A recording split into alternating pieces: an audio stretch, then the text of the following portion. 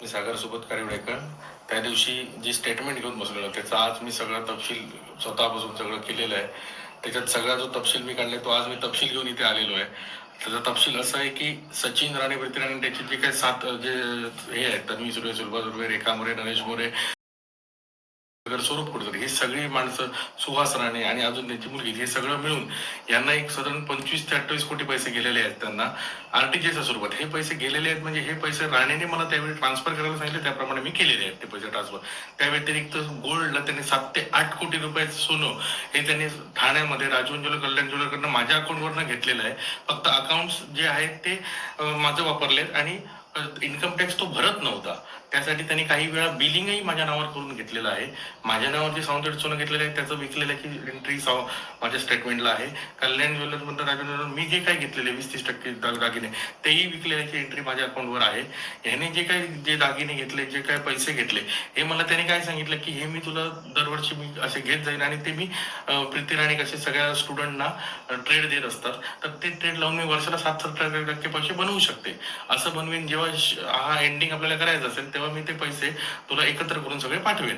त्याप्रमाणे जर तसं बघायला गेलं तर 25 ते 28 कोटी हे आरटीजीच्या स्वरूपात आणि बाकीचे सगळे 7-8 कोटी जास्त कोटी म्हणजे हे सोन्याच्या स्वरूपात एक 35 ते 40 कोटी रक्कम त्यांना पोचलेली आहे. त्या 40 कोटीला आपण 4 वर्षात विचार केला तर निदान 4 वर्षात 100% जरी पैसे दिले म्हणजे 40ला 40 कोटी तर ते 80 कोटी होतात. तर ते पैसे जर आले तर तेही आपण इन्व्हेस्टरला देऊ शकतो. हा म्हणजे त्यांना पॉइंट आउट काय करायचंय की हे पैसे त्यांनी कोणाला मिळता कामा नये आणि सगळा लक्ष माझ्यावर केंद्रित व्हावा. माझं अकाउंट वापरून यांनी सगळा हा जो काही विषय केलाय हा पहिल्यापासून त्यांचा ठरवलेला विषय होता हे मला कधीच कळलं नाही.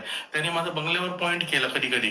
तर बंगला मी डिसेंबरलाच विकायला रेडी होतो पण त्यांनी मला बाहेरच येऊ दिलं नाही या गोष्टीतून. जो काही ऑक्टोबरला हा विषय घडला, हा विषय राणेने घडवायला लावला त्या माणसांना, हे नंतर कळलंय सगळं. जेणेकरून सागर अडकून राहावा आणि सागर कधी बाहेर येऊच नाही यातून. आणि सागर अडकून राहिला तर सागर अडकला तरच सचिन राणे भिंग फुटणार नाही. आणि आज सागर बाहेर पडला तर सत्यनारायण बिर्याणीचं सगळं भिंग फुटेल. ते ह्याच्यासाठी त्यांनी काय केलं, मला पूर्ण बंदच ठेवलंय. आज त्यांनी मला बाहेर माणसं पण ठेवली आहेत मारायला. म्हणून मी कुठे बाहेर आलो तर कुठे सेलिब्रेट केलं आणि ते पैसे मी लोकांना देणार, इन्व्हेस्टरना माझ्या. ह्याच्यासाठी मी भरपूर प्रयत्न केले. त्याला मी सांगितलं पण डिसेंबर की मी ते विकून इन्व्हेस्टरना पैसे देतो. पण त्याने मला बाहेर येऊन काही करायची संधीच दिली नाही, म्हणजे सेलिट वगैरे. कारण जेणेकरून ते विकलं तर माझ्याकडे दुसरं काही राहणार नाही आणि सगळे लोकांचं इन्व्हेस्टरचं लक्ष हा त्याच्याकडे जाईल. म्हणून त्यांनी ते मला कधी विकायला पण दिलं नाही. माझ्या गाड्या सुद्धा त्याने ज्या घ्यायला लावल्या ह्या त्याने आपल्यासाठी मला माझ्या नावावर घ्यायला लावलं. त्याच्यावर मी 80% लोन आहे सगळ्या गाड्यांवर. त्याच सगळ्या बँक जमा झालेल्या आहेत गाड्या. जून जुलैपर्यंत त्याचे हप्ते भरले होते. त्याच्यानंतर जुलैपासून एकही हप्ता नाही. सगळं एनपीए मध्ये जाऊन ते सगळं नोव्हेंबर डिसेंबरलाच बँक जमा झालेलं आहे सगळं. त्यामुळे त्या गाड्यांचंही गेलं. म्हणजे सगळं माझं जे काही होतं हे बँकला जमा झालंय. एक फक्त बंगला राहिला, तो मी विकायला तयार होतो तर त्याने मला डिसेंबरला तो विकायला दिला नाही. तुमच्या समोर बोलताना एक बोलायचा आणि मागून करताना एक करायचं, जेणेकरून तो जर मी विकला तर मी सुटणार हे त्याला पूर्णपणे माहिती होतं. म्हणून त्याने ते मला कधीच करायला दिलं नाही. आणि आज अशी परिस्थिती केली की मी बाहेर जाऊन ते काही करेन तर ते मी करायलाच देत नाहीये मला तो काही गोष्टी या. कारण त्याचा पूर्णपणे फोकस आहे की सागर यातून सुटू नये. कारण सागर सुटला तर सगळं जे काही मी केलंय हे काय तोटा हे सगळं बाहेर पडणार. हे सगळं त्याला कळलेलं आहे. कारण एवढा पैसा जो त्याच्या अकाउंटला गेला, जो मला वर्षाला 60-70% प्रमाणे ती रिटर्न देणार होती, तर ते आजपर्यंत 60-70% सोडा, मी म्हणतो 4 वर्षाचे 100% दिले आपल्याला, तरी 40ला 40 कोटी आपल्याला म्हणून 80 कोटी होतात. तेवढे जरी रिटर्न त्याने दिले ते जे काही सांगितल्याप्रमाणे, ते पण तो देत नाही. आज असं परिस्थिती आहे की त्याने माझ्याकडे खोटे अग्रीमेंट्स पण करून घेतलेले काय काय 60-70%. ते तर मी आता ओपन करणारच आहे सगळ्या गोष्टी. त्याने गाड्या घेतल्या, सोनी घेतले, हे त्याचं फुलपेड आहे सगळं. माझं सगळं लोनवर आहे. माझा फक्त बंगला जो आहे तोच फक्त ह्याच्यावर आहे. कशावर आहे तो 5-6 कोटी जे काय ते मला त्यातूनच त्याने मागायला लावले. मी स्वतःहून मागले नाही ह्या गोष्टी सगळ्या. हे त्याने मला करायला लावलं आणि मी केलं. माझं अकाउंट पूर्णपणे त्याने वापरून मला फक्त त्यातून एक असा विषय आहे की ह्याचा मास्टर माइंड पूर्ण कोण आहे, तर ह्याचा मास्टर माइंड आता माझ्या लक्षात येते की प्रीती राणे, सचिन राणे हे मिळून मास्टर माइंड आहेत दोघे. प्रीती राणे हे ट्रेड स्टुडंटना किती वर्ष तरी देत आहेत. आता मला ते दाखवून त्यांनी असं हे केलं की मी हे ट्रेड जर स्टुडंटना देते तर हे ट्रेड मी आपण वापरून वर्षाला मी 60-70% करेन. तुम्हाला जेव्हा आपल्याला बंद करायची असेल ही गोष्ट, तेव्हा मी सगळे एकदम पैसे तुम्हाला त्याचे जे काय असतील ते देईन. म्हणजे जर त्यांनी तसं म्हटलं असेल तर 35 ते 40 कोटी सोनं धरून गेलेले आहेत पैसे त्यांना. म्हणजे आपल्याला 80 कोटी त्यांच्याकडनं येणं बाकी, मग 80 कोटी ते सगळे इन्व्हेस्ट महाराष्ट्राला दिलं तर बऱ्यापैकी हा विषय सुटू शकतो. पण हे ते पूर्णपणे हे सगळं माझ्यावर पाडून ते पैसे कसे अंडर करता येतील.